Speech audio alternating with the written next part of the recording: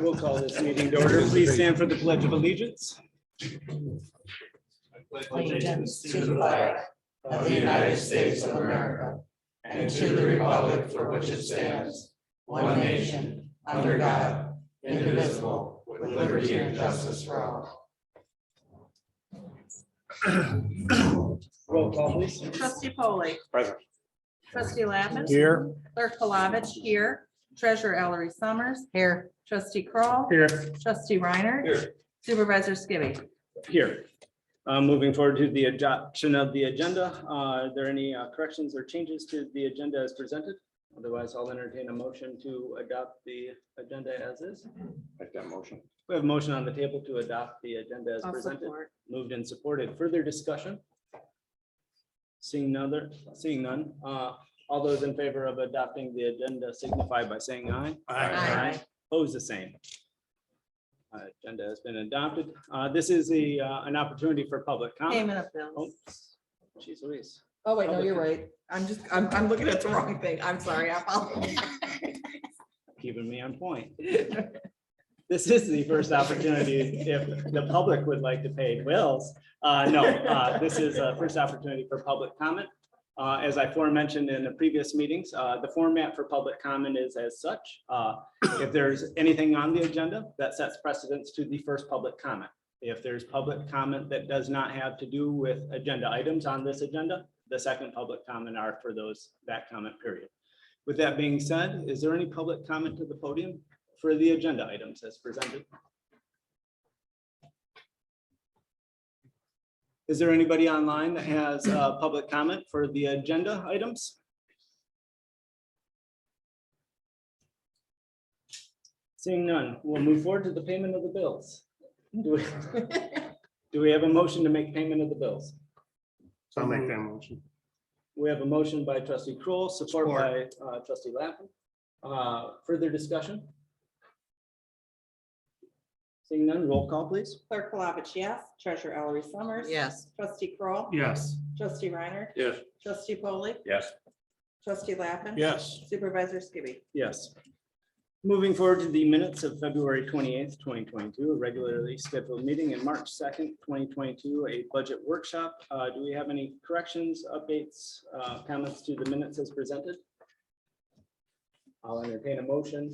Move to approve. Move to approve both minutes. We have a motion on the table. Is there support? Support. It's been moved and supported. Further discussion? Seeing none, all those in favor of approving the minutes signify by saying aye. Aye. Oppose the same. Minutes have both been approved. Moving forward to the correspondence, we have 3 items. We have correspondence from Thunder Bay Island Lighthouse Preservation Society, from our dear friends at the Federal Energy Regulatory Commission, and also a letter from Steve Dean, who's also with us today. Do we have a motion to receive and file the correspondence as presented? We have a motion on the table to receive and file. Support. It's been moved and supported. Further discussion? All those in favor of receiving and filing signify by saying aye. Aye. Oppose the same. Correspondence has been filed. Moving forward to our first presentation, we have a handful of members of Thunder Bay Island Preservation Society. If Jim, you'd like to take the podium.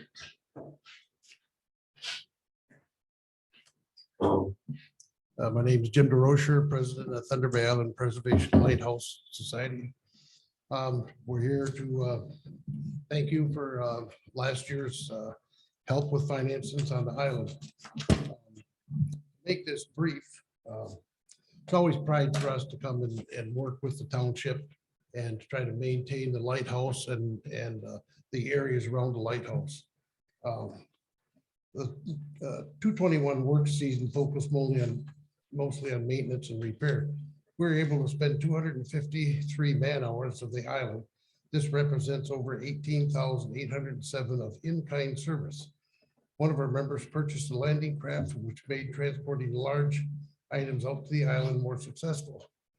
While the man hours listed represent the time spent on the island, we also registered another 200 hours working on projects on shore for the additional $3,800, bringing our 21 volunteer service commitment to $22,607.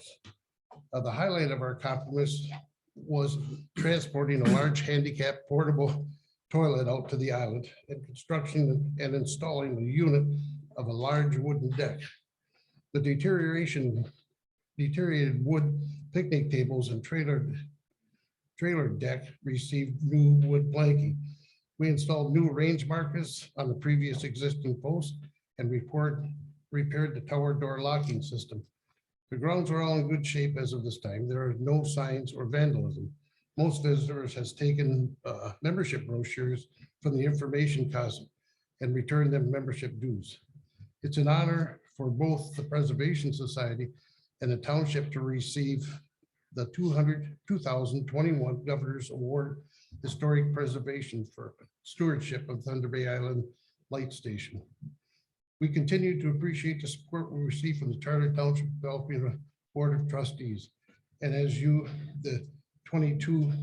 year begins budget process, we respectfully request you consider a budget allocation of $3,000 to be able to continue the maintenance and tourism development of your property, Thunder Bay Island. Thanks, members of the Thunder Bay Island Association. Members of the board, are there any questions or comments for Mr. DeRosa, Chair of the Preservation Society? Hey, you mentioned if I may, By all you means. mentioned an outhouse or portable toilet that went out there. And I've seen that here and I just wondered, how are you having that serviced? Well, this will probably be the first year to figure out that out and stuff, but it's going to have to be done according to the standards and stuff. And Well, I don't know if Falls has a boat. So I just no, I know it. But yeah, they're not going to be able to get out and use equipment like that. So it's going to be done manually, one way or the other. It's not going to be a pleasant thing to do. But hopefully it's not overused. Another thing we're doing this year too is we're installing some signs, danger signs, because there's so much poison ivy on that island. And to warn people that can be attacked, we're putting those signs up this year too. And we're also going to put a sign up on the back of the Thunder Bay Island sign, a vinyl sign, identifying the island as a township day park, Alpena Township Day Park. And no overnight camping, no fires and stuff, rules and regulations. That'll also be on the island this year. So yeah, for us, I hope we can find a way to do this with, I don't have any particular questions, but I do have a comment, and I've mentioned it to some of the people on the board. But on YouTube, there is a documentary on the forming of the Great Lakes that you can watch on YouTube. It's fascinating, and one of the places that the documentary starts is at Thunder Bay Island, and the history of Thunder Bay Island and the unique fossils and things that are found there, including ancient coral reefs in and around Thunder Bay Island. Fascinating. right. There's a lot of history on Thunder Bay Island. And most people don't know about it, but it's fantastic.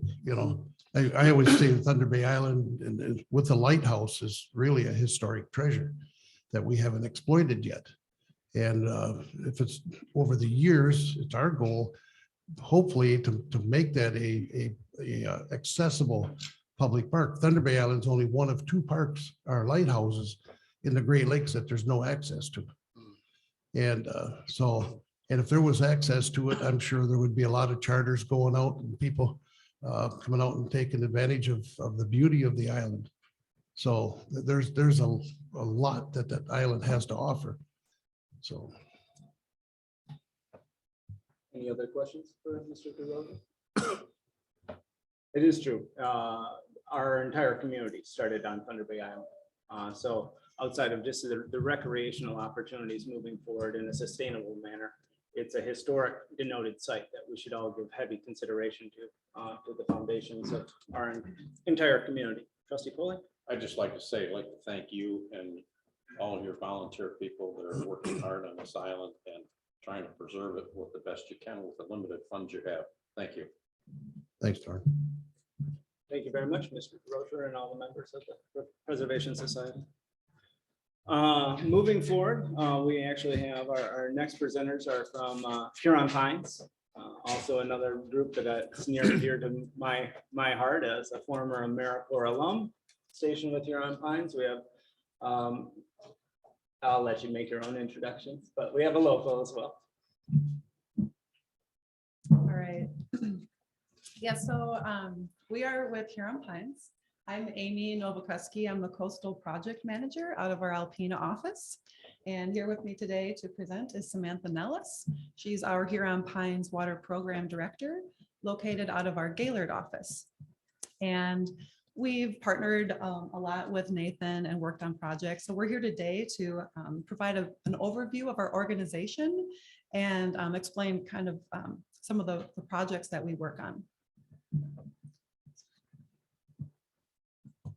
So Huron Pines is a nonprofit conservation organization. We've been established in Northeast Michigan for over 45 years.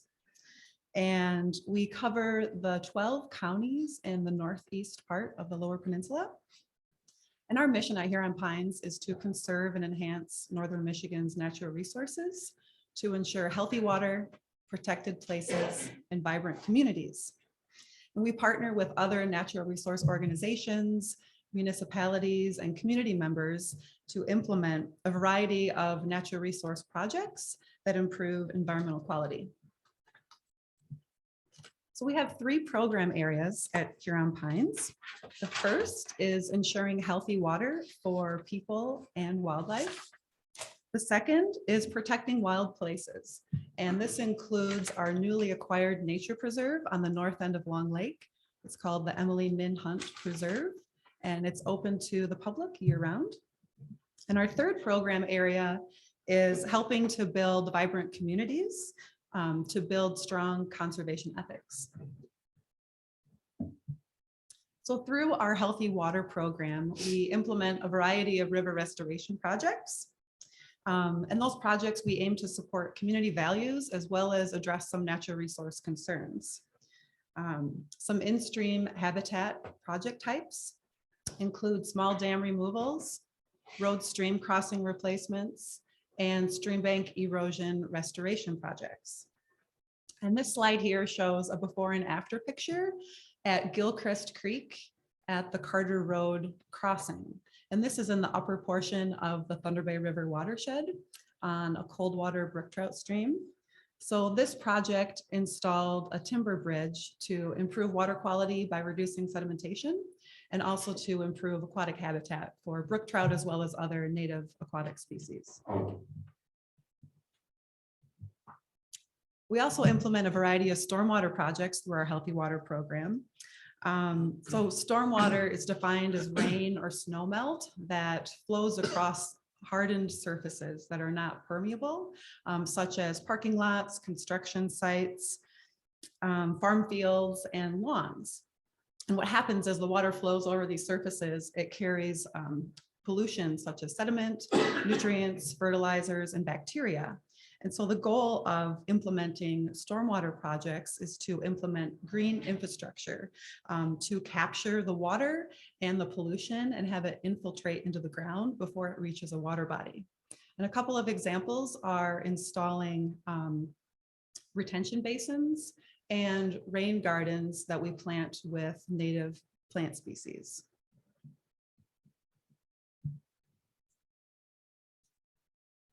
So moving on to the next section in our organization, protected places. So we are a land protection organization. As Amy mentioned, we hold the Emily Min Hunt Preserve on Long Lake. We also have a preserve on Hubbard Lake and can also hold conservation easements and really work to not only protect really ecologically important places, but also think about how we can improve outdoor recreation and access for people in the communities that we serve. And then finally, I think this is an interesting one. We recently were able to hold a property that was going to be sold and is undeveloped in Alabaster Township until Alabaster Township was able to raise the funds to kind of buy it back from us and hold it as a, permanent protection and township park in their area. So we'll be continuing to work with them to help manage the property in the long term. So I think those kind of community partnerships and projects like that are a great example of how we can, work together and bring all partners and funding and get things lined up to make these high impact projects. And this one has, I think, I can't remember how many 1,000 feet of shoreline on Lake Huron. So it's a pretty ecologically significant protection project as well. You might see us around. We do quite a bit of land stewardship around Northeast Michigan. So restoring native plant species, working on wildlife habitat enhancement projects, landowner outreach, do a lot of inventory monitoring, and then invasive species control. And in Alpena Township, you might see our crews truck around. We're down in Squaw Bay, up in Alcajon Bay, and all over all summer long. So if you see them, say hi. And if you have any projects, please reach out. And we'll get to that in a minute. As far as invasive species control, we do coordinate the Huron Coastal Invasive Species Network, which covers Alpena County. And we have done this for over 10 years.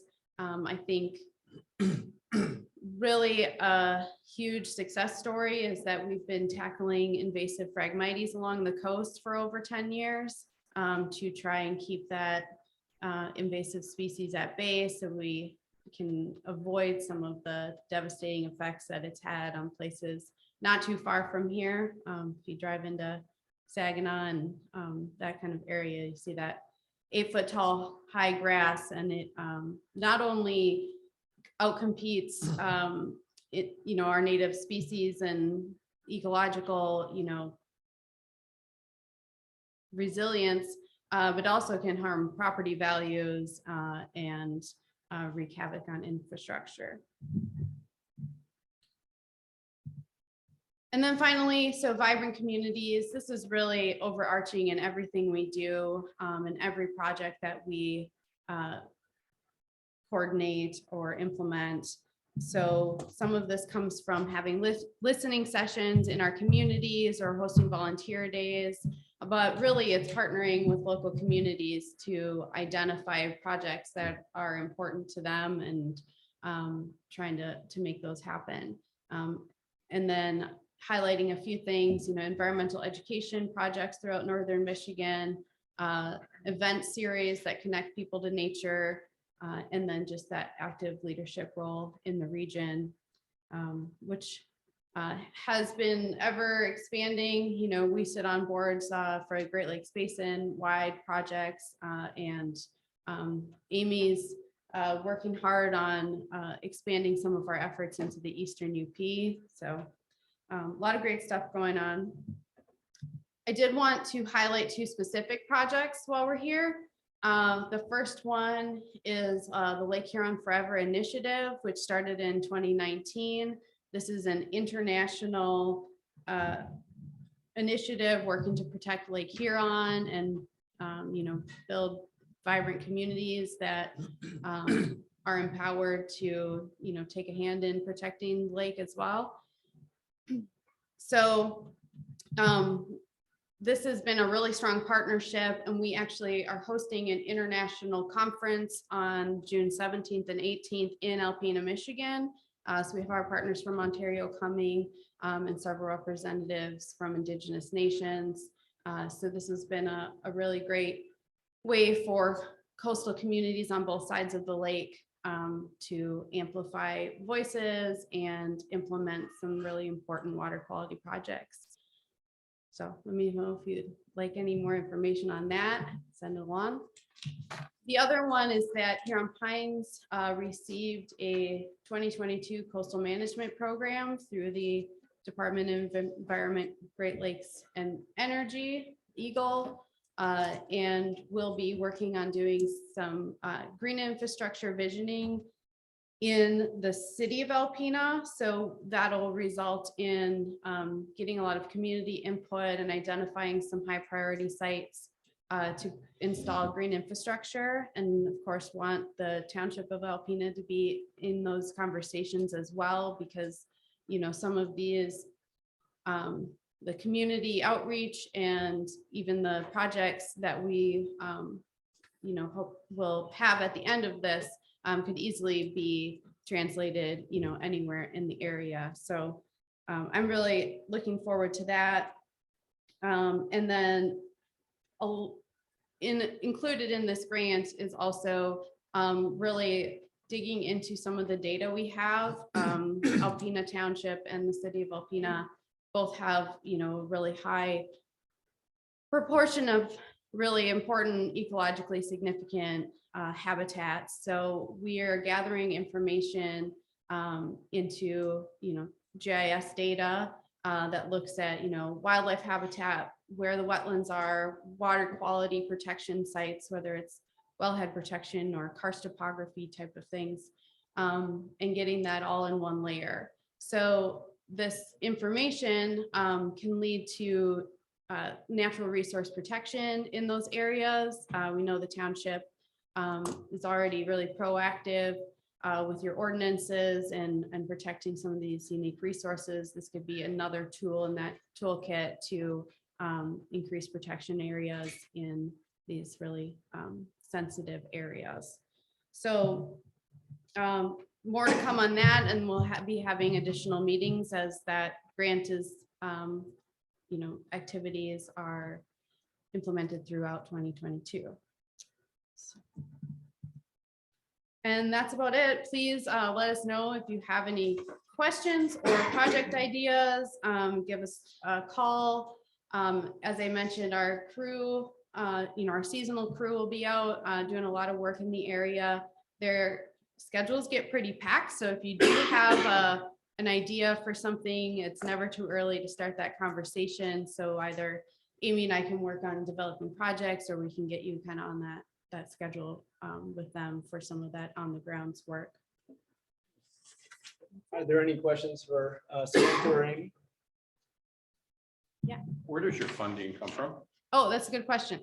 So we're primarily grant funded with a mixture of federal, state, and then, you know, community foundation and private grant funders. And then a portion of our income also comes from donations. So we do accept charitable donations as well. How big is your seasonal crew? I believe we will have 8 this year. 8 as big as, yeah, usually, you know, a few years ago, I think we only had 3. So we're really trying to build that up.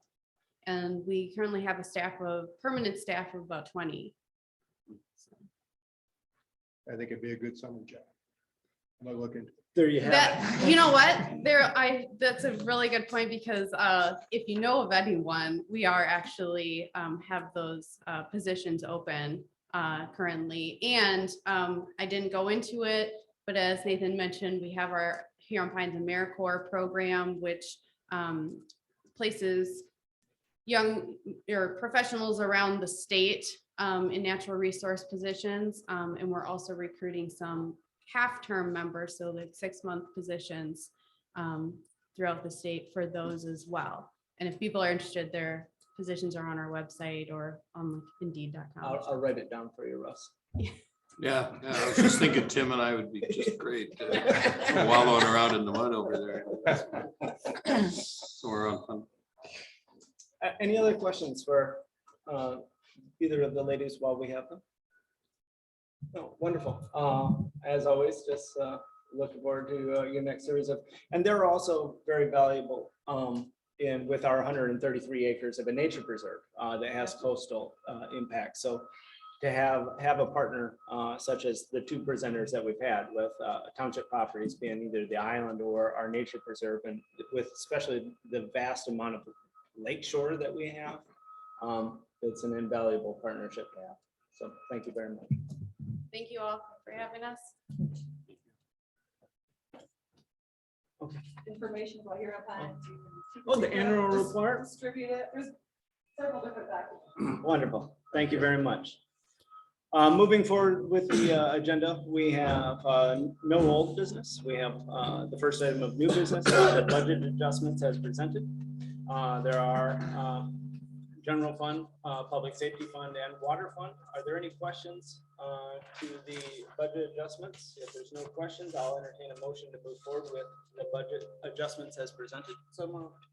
We have a motion on the table to move forward with the budget adjustments. Is there a support? I'll support it.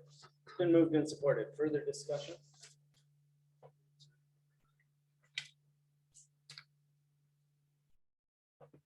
Seeing none, roll call please.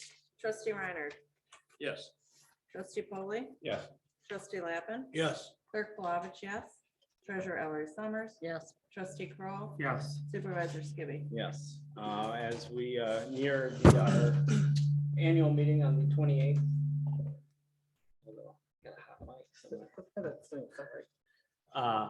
There will be one last battery, a comprehensive battery of a budget adjustments coming towards the end of our fiscal. Hopefully with actual accruals where we can start populating our contingency fund where at all possible, which would be a benefit. With that being said, roll call please. For the budget adjustment? We already did. Oh, we already did it. Holy toots. No, I'm going backwards. We are on game, both of us today. Top notch. Back to payment of bills. Moving forward with the agenda is a quote from Munetrix for capital improvement plan. This is an expansion and a prorated expansion to the services that we already have through Munetrix that does our governmental dashboard for transparency and financial reporting purposes for state and federal funds. This is an expansion of that same software platform that actually has all the mechanisms in place that correspond to the training that we just had in terms of CIP. So instead of having to create a database and a lot of the ancillary things that eat up a lot of time in starting a CIP, this is a live database software platform that keeps things active as we move forward. Yes, Trustee Ryan. But if this is a prorated, so what is the annual cost for this add-on? This is for 8 months. So if you, So 333 times 12. yeah, 3,600. 3,600 for the comprehensive package. Oh, the whole package. not Yeah. Just the, oh, I Well, thought. you were this talking about the is add-on. just for the remainder of this year. So the comprehensive package, yeah, if you look at $333, which is a little bit of a misnomer, because if you look at the overview towards the top of this, this fee also includes a 1-day on-site. It's what?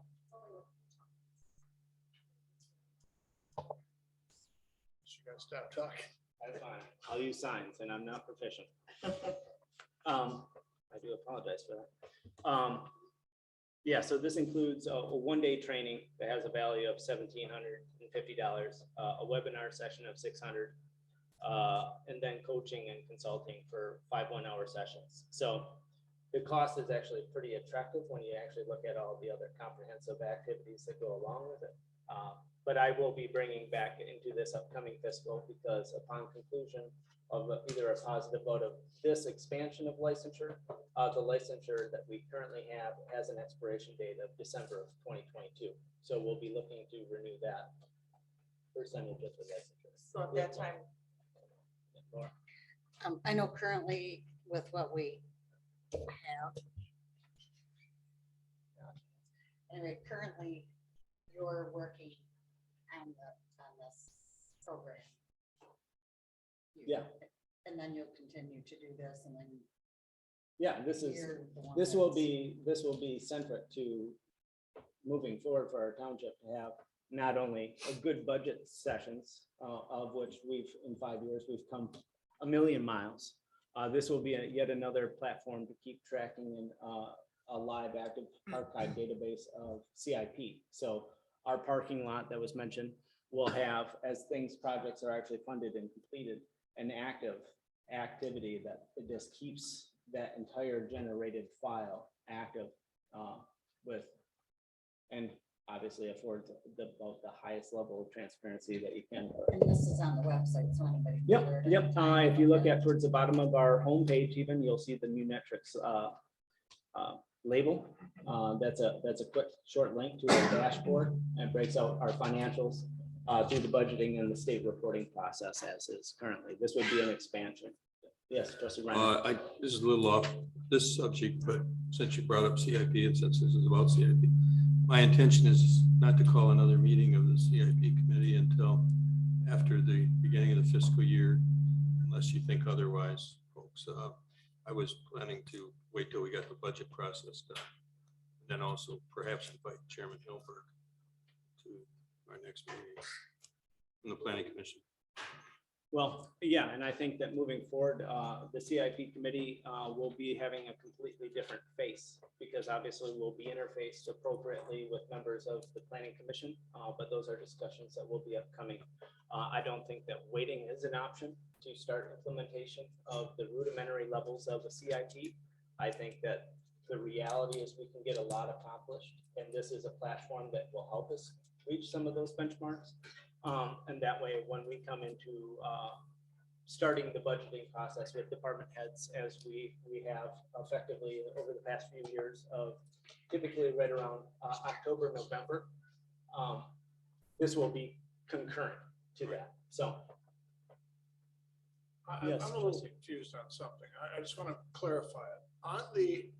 On the proposal, on the overview at the top, it's $1,700 for the one-day webinar, $600 for the webinar session, and then a coaching is $1,000. Is that in addition to the 2664? Because the numbers are all. And those are actually, those numbers will actually be skewed because those are the exact same numbers on the full comprehensive project scope that came before the board several months ago. So this would be at a prorated rate as is defined in the quantity and the, so the representative Mike Gears in conversation, these are things that are part of the premium package, which the CIP falls into. So those would be granted, but by your mathematical standards, it would actually have to be based prorated at an 8-month. So mathematically, it seems like the values are superseding the cost. So the first year, beginning December 1, would be 2664, and then assuming no rate cost changes, it would be 4,000 for the year, following the previous year. But the numbers on top don't add up to anything. They're included in that premium package. Well, it says additional professional development options available, and then they list those. So that's what's confusing me a little bit. So the upgrade is what it is, the 2664, Correct. or roughly 4,000. But if we wanted additional training, then it's the overview numbers above. Yeah, and I can bring out clarification as to some of them are included and some of them would be above and beyond. Like if they had on-site, that's not included. Right, that's 1750. Yeah. So I think right now, because I've already done with the rest of the dashboard, I know that was included I've had a webinar and I think I had 5 trainings getting that implemented. So those are already baked in, but when it comes to on-site stuff, that's usually when there's finally kind of subsided. And then this is in addition to whatever Restaurant has costs we currently have through this company. Correct. Okay. Yes, Trustee Fuller. Has this been discussed at all with the CIP committee?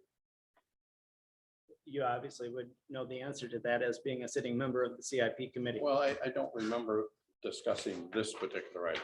Well, it was discussed at the board level before the CIP committee even had any formal meetings of not stepping into this until those discussions were started. Now at this point in time, time is of. It was Time to also add. discussed at the capital improvement presentation that we needed to do something, and this was one of the options. Yep, which also encompassed, I think, 3 other software platforms, Mhm. BSNA being one. Mhm. BSNA in comparison, I looked into that. BSNA is wonderful. It's just not the most intuitive platform. And when you have general public trying to access somewhat and sometimes complex files, easier is better. Plus, we already have this, so we're just. And we already adding- have it. Right. Does this integrate with BSNA or? is this Yes, stand- okay. seamlessly. Okay. That's okay. what makes that so. So back to your question, trustee Polly. No, it was not sent to the CIP committee. It was kind of a last minute when we're looking at the budget adjustments and said that we can actually implement this fiscal, and we had the means to do so. It was my recommendation to add this to the agenda because if we can actually get a vast amount of the groundwork and at least the forms to be ready and poised through the budgeting process this upcoming year, that will save us technically 8 months of work to be ready for that. We have the money to pay for this. And we do, yeah. Out of what jail? I didn't write it down. It was professional and contractual services through the board. I think that's, Board of Trustees. yep. I'll make a motion. We approve the Munatrix upgrade in the amount of $2,664. We have a motion on the table to move forward with the quote presented by Munatrix. Is there a support? Support. It's been moved and supported. Further discussion? The only discussion that I would offer is that on this 2664, based upon what I'm looking at, those other professional development options are not included. And so that any other on-site training, webinar training, or consultation that we have will be in addition to the 2664 for the first 8 months. And then going forward, it might be more. Or it may be a part of the renewal, and of which I can bring clarification, obviously, when this comes back to the board. Okay, just so that there's clarity. Yep, most definitely. Any further conversation? Seeing none, roll call vote, please. Trustee Polly, Yes. trustee Lappin. Yes. Clerk Palovich, yes. Treasurer Ellery Summers. Yes. Trustee Kroll, Yes. trustee Reiner, Yes. supervisor Skibby. Yes. Moving forward on our agenda for new business is a fixed asset disposal list that includes one ambulance, one trailer, and one old fire engine. Is there a motion to approve the disposal of fixed asset list as presented? So moved. We have a motion on the table. Is there support? Supported by Reiner. Yeah, I Trustee think he Reiner. was quick on the draw there. Further discussion? Can I? Oh, go ahead. If this is approved, does this make this? This is approved, does this make this immediately available, these items available? By board vote, yes. This is one of the steps. So then the next step is receipt of an offer and a. Correct. Okay. Yes. Is the ambulance, is that considered the same as like Tango 3? Is that the same? Yes, this would actually be now currently the R3 unit. As it's denoted, we're no longer a Tango ambulance, we're our rescue ambulance. And so. in Okay, but terms it's of- the same, that same ambulance. It's the old ambulance. Right. Numerical sequencing being what it is. Wonderful. So we have a motion and support to add these items to the disposal of fixed asset list. Any further discussion? Seeing none. Just, I have a question, just, Mark, if you don't mind, Please stand to the podium so that. do we have a delivery date on the 2 units from, that we've ordered? Not at this time. I've called weekly. And you may wonder why, but I've called weekly just to see if I can get that answer, but I still haven't received anything from Ford Motor Company. Just a point of clarification, the old ambulance that we're talking about is a 2003. Okay. It's the oldest of the fleet. So our preparation is that once we get the new rescue trucks, we want to eliminate those items from our fleet as quickly as we can, just to avoid further cost of maintenance of those vehicles. But this isn't gonna affect our, in the interim responses? No. Okay, thanks. Thank you very much for the clarification. You might as well just stand there in case there's any other supplemental. I don't know which one's hot. It's this one. Okay. I can hear it feeding back through the mic. Okay, well then, so we have a motion and support to add the items to the fixed asset list. Further discussion? Seeing none, all those in favor of adding the 3 items presented to the disposal fixed asset list signify by saying aye. Aye. Oppose the same. Items have been added. At this point in time, you might as well take point on the positive pressure ventilation fans. Chief? Good morning. Mark Hanson, Fire Chief. I didn't introduce myself first, so I wanted to get that out of the way. Back in December, I came to this board with a situation that we have with one of our positive pressure ventilation fans. It's back in that 1988 or 89, the unit was purchased. We have 2 of them that are identical. The blades on the fan started delaminating on a fire that we were on. So I had asked for approval to purchase a replacement fan. Well, that's been a long drag out thing. They don't make the fan anymore. They sent us the wrong blades. Long story short, that was for $649. Long story short is if we send it back to the company out on the West Coast to have it rebuilt, it's $1,750 just to have it rebuilt. So my advice for the purpose of my presentation with you folks is that I've made some different calls around some different companies to get a price on replacement fans instead of putting $1,750 into an old horse. I'm recommending that we purchase actually 2 new fans to replace our old and aging fans that we currently have. One of the companies had a fire department order 3 fans. They backed out of the order. They've had them in a Connex box in storage since last year, and they're willing to sell them to us at a cost of $800 less than their cost. Obviously, they probably did some write-off in that, and the long story short is that they're gonna offer us those fans for $1,400 each. And you'll see in your board packet where probably 2 or 3 other quotes that I had in here were at basically $2,900. I think there's one in there for 22 with a different type motor, but these are equipped with Honda engines, going to be pretty reliable. And it's my recommendation that we purchase 2. We'll put them on our frontline engines and we'll leave our old fan as a backup if we ever need it. And the spare engine, we'll have a 3rd fan that we can get to if we need it. So my request is to purchase both those fans for a total of $2,800 out of GL 205-336-976.000. What is the name of that GL, please, Mark? That'd probably be equipment. It's not like equipment millage, it's just equipment. I can look at it real quick. I can't remember which one I pulled it out of. No, but I know it's 7976. Yep, 976.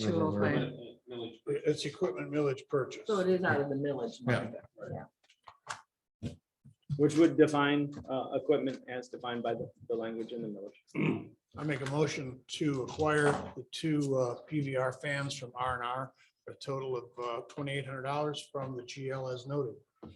We have motion and support. Further discussion? Seeing none, roll call vote, please. Clerk Palovich, yes. Treasurer Ellery Summers. Yes. Trustee Kroll, Yes. Trustee Reiner. Yes. Trustee Polly. Yes. Trustee Lappin. Yes. Supervisor Skibby. Yes. Moving forward to department reports. Are there any questions for any departments by any trustees? I just want to, on my department report, it says scheduled audit. I did that in January, not in February. That should not have been on there. So, I over exaggerated what I did last month. Yes, Laura. I just have 2 questions for the chief, Okay. just for my own clarification.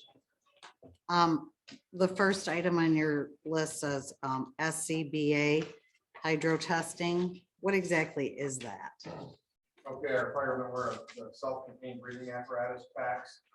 It's the air tank. Okay, It's testing of that tank to make sure it's viable still. and Okay. It's not, gonna delaminate or fall apart when filling. and then a firefighter fit testing. What does that mean? So along with that SCBA, they have a mask that's accompanies that. Okay. unit, And they have to be fit tested per standard, so they have to follow so many, they can't have any leaks in their ventilation in their mask. Thank you. Thank you very much, Chief. We also have Kevin Polly from building. We also have Miss Wynn from F&B. If there's no, I had a couple of questions, or maybe one. okay.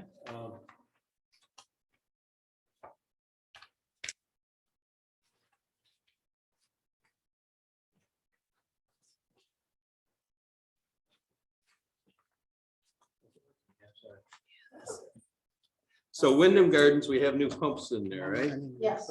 And yet they're causing us problems. Why is that? Well, we're working with the contractor in regards to that.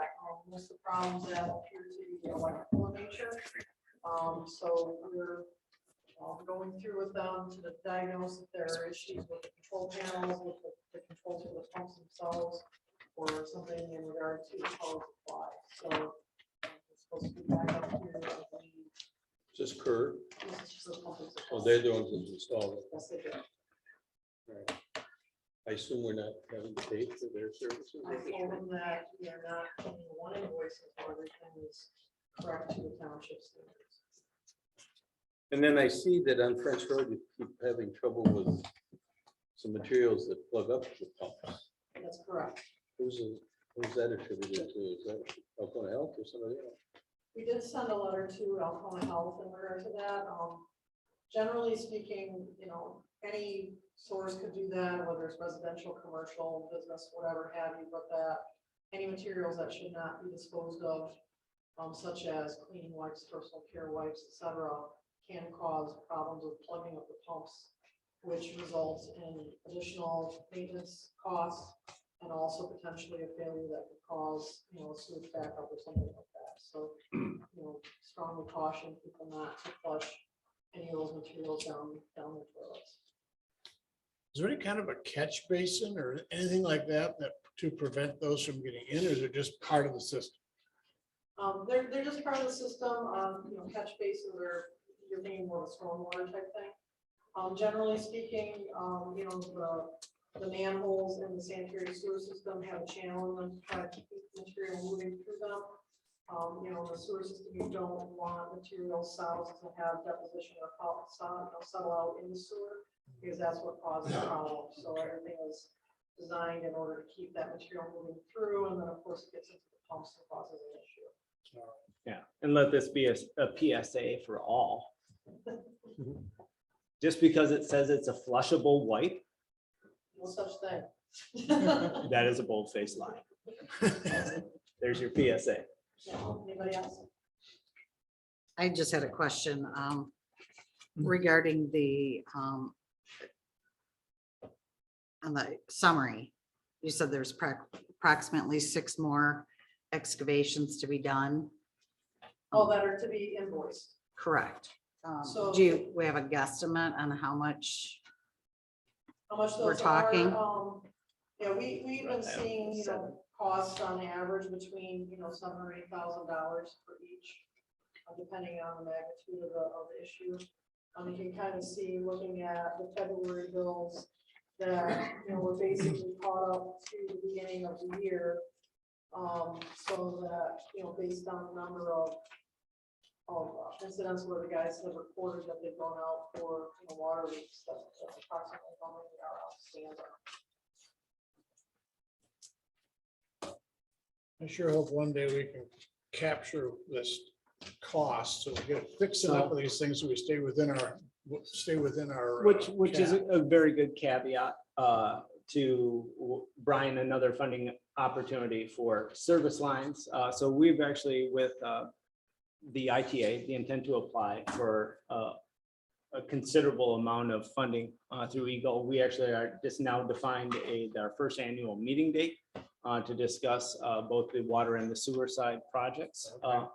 And then there's also another independent potential funding mechanism that we kind of exchanged last week of $100,000 per potential dig site, or $1 million total towards, sounded like just purely kind of a service line potential. So trying to remember when we had that email. Yeah, I think you're talking about the ECWAG. Yeah. That has to do with emergency. Yeah. Type funding for water systems. So the F&D engineering is working with, all those potential sources of funding. We do have a follow-up meeting with Eagle scheduled in regard to that first round that Mr. Skibby was talking about. But one of the projects that has been delineated is trying to do proactive replacement of the water services. Since we know that they are continuing to fail, to try to do that in a manner that would then, instead of having all these uncontrolled costs, if they were to be done as a project, and then even if there were payback amounts, at least they could be budgeted. You wouldn't have these moving targets in regard to how much that cost would be per year. Yes, Laura. I just wanted to point out, I mean, we did have that 250,000 Yes. kind of a bank. We've already exceeded that. I mean, we've met that 160,000. Yeah. 160. And well, that was my rough figure on top of Through that. the end So, of this month. right. And really that is supposed to last through August. That's correct. So we definitely have a problem, and it's the poly line that was installed at the inception of the vast majority of our infrastructure expansion. And we're trying to take as many proactive steps to finding funding mechanisms, grants, loans, et cetera, to help us move forward.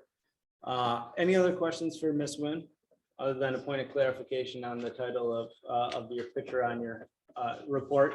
Yeah. It's the best part. It's not North Street, it's South North Street. It's like the corner of Spruce and Spruce. You gotta love it. So, Song about that. yeah. Are there any other questions for any of the department reports as presented? Seeing none. Now, this is a second opportunity for public comment. If you have public, did you turn that off or did you turn it on? Yeah. I was gonna say, if you just take one of the unused, yeah, you can turn it back off.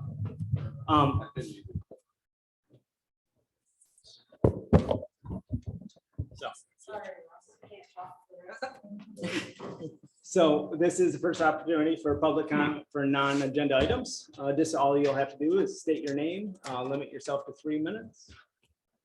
Podium's yours, sir. Okay, Steve Dean, 2076 Partridge Point Road. And I may be a little ahead of myself. I expected ordinance 150 to be on the agenda this morning, but I see it's going to be at a subsequent meeting. But each of you in your packet have a letter that I wrote last week. And what I wanted to make was just some comments relative to that letter. And it's regarding the fact that in the eligible buildings for a buffer zone around a marijuana facility, churches and public places of worship are not in that list of eligible buildings for a buffer zone. So I have to believe that's an inadvertent oversight on you guys' part or on someone's part.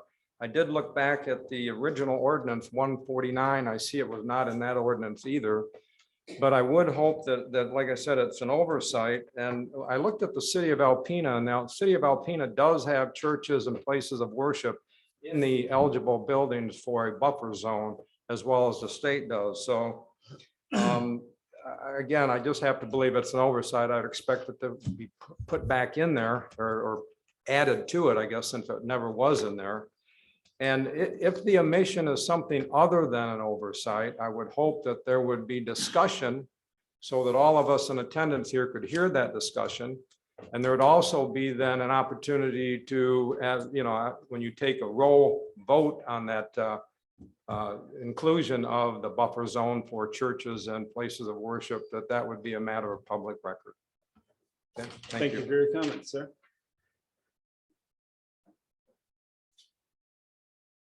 Anyone else for public comment? Anybody online that has any public comment?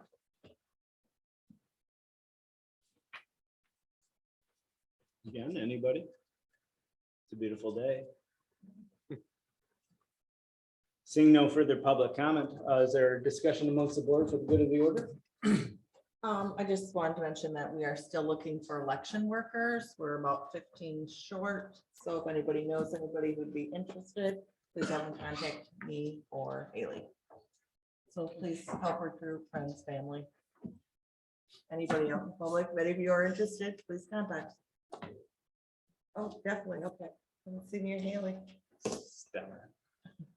Yes, Laura. I have two things. Michelle brought up a good point too, and I'll just throw it out there too. We are still looking for a part-time maintenance person for the township.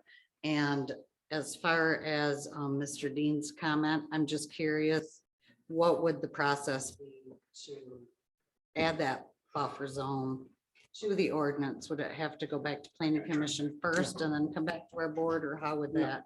Tim can address it. No, it doesn't go back to the planning commission. When it gets to your board, you can adopt the proposed ordinance with or without amendments. You have the right to send it back if you thought you needed more comment or input, but you'll have that freedom. Okay. Thank you. Okay. The second part, or was that both? That was both. Handyman and Yep. process. Yep. That being said, if there's no further discussion for the good of the order, I'll entertain a motion to adjourn. Make that motion. We have a motion on the table by trustee Polly. Is there support? Or It's been moved and supported. Further discussion? One other question. Yes, sir. In our mailbox, Yes.